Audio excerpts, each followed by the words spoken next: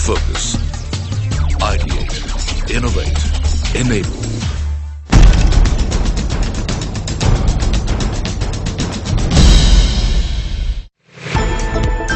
India's transition to one of the fastest growing economies of the world has made a mark on the global stage. However, in order to achieve sustainable and inclusive growth, it's imperative to address the unemployment gap to develop an effective skills development environment in the country. And to discuss the need of the hour, Accenture and CNBC TV18 organized a platform where industry experts discussed various opportunities and challenges to build a strong skills ecosystem in India. Hello and welcome to CNBC TV18 Accenture Roundtable on Skilling India. I'm Malvika, Jain, and I have with me an eminent group of panelists who are going to be discussing issues pertaining to increasing employability of human resources in India, which continues to be one of the key challenges that India is facing at this point in time. I'd like to welcome Dilip Shenoy, the Managing Director and CEO of National Skill Development Corporation, Dr. A. Santosh Matthew, Joint Secretary in the Government of India in the Ministry of Rural Development, Dr. R.C.M. Reddy, Managing Director and CEO of ILNFS Education and Technology, and Mr. Sanjay Dawar, the Managing Director of Strategy at Accenture. Welcome, gentlemen. And without taking much of your time, Mr. Shenoy, if I could come to you first. Arun Jaitley in his maiden budget speech mentioned that 7 to 8% growth or higher is something that the government is looking towards in the next 5 years. But the key challenge, of course, is going to be of ensuring that the growing population is able to participate in this growth process. But what we have witnessed in the past is that that has not happened. ILO has in fact gone ahead and said that India's growth story so far has been that of jobless growth. Do you agree with this point of view? I think these statistics, Malvika, are one aspect of what is coming out in front. But if you look at reality, you have, as ILO has pointed out, people without jobs, but there are many cases where there are jobs without people. And the challenge is, how do you ensure that there are enough jobs for the people who want jobs, and how do you take care of the people wanting jobs to be skilled and ready to take up those jobs? And that's the challenge which is actually facing India.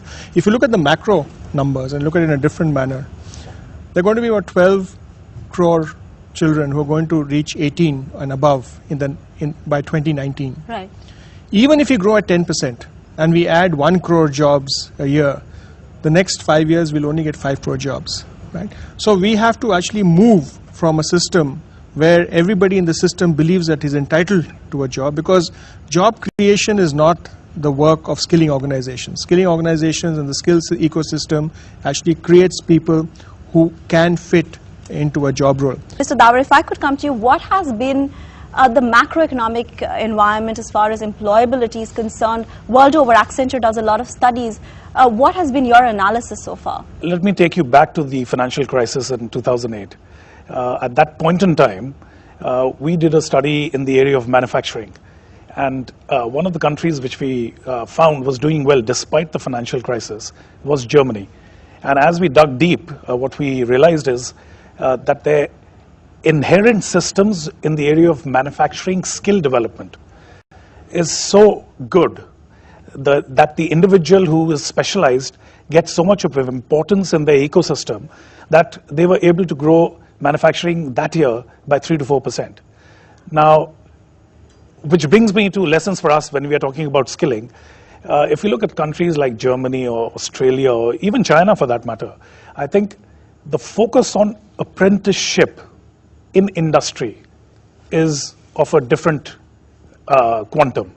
And therefore, one of the lessons we need to take away from that is, it's not just about skilling the person in a classroom. It's about skilling the person in the classroom and then on the job, and then making sure that there's a career for the individual. But if you talk about career development, Dr. Reddy, what has been your experience? You're engaged in training people. Are people actually that motivated to participate in this entire exercise of developing careers, or they're just looking for jobs and quick money? I think today's Young India is aspirational. They're not looking at freebies. They're not looking for just for the sake of job. They want to build careers. They want to progress. But the point is whether the ecosystem enables that kind of career path.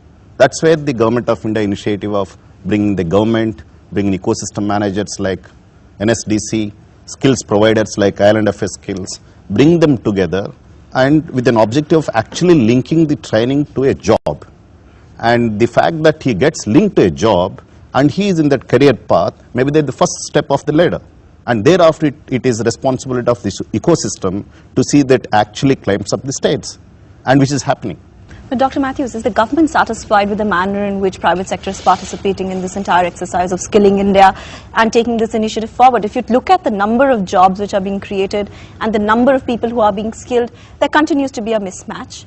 And also the kind of skills that the industry actually requires, maybe we are not, the present set of population is not being able to address that. What we are trying to do here is to work in partnership with private providers to find out where the jobs are and then to be able to skill these vulnerable groups in a manner that they can benefit from the growth, the kind of generation of jobs that's happening.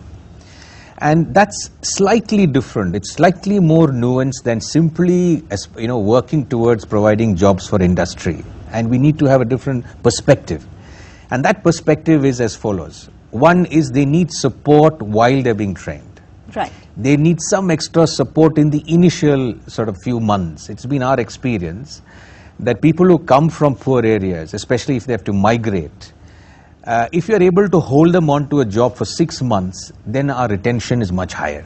So how do we bridge this critical gap of 6 months? It's some of the things that we're looking at. We were one of the pioneers in insisting that of the people trained, 75% have to be placed. Right. But we've moved away from placement. Now we are looking at retention, and now we're looking at career progression. Because unless people experience career progression, the aspirations of today's youth, poor or non-poor, will not be fulfilled.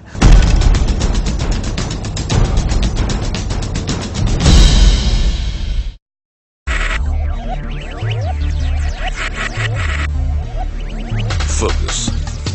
Ideate. Innovate. Enable.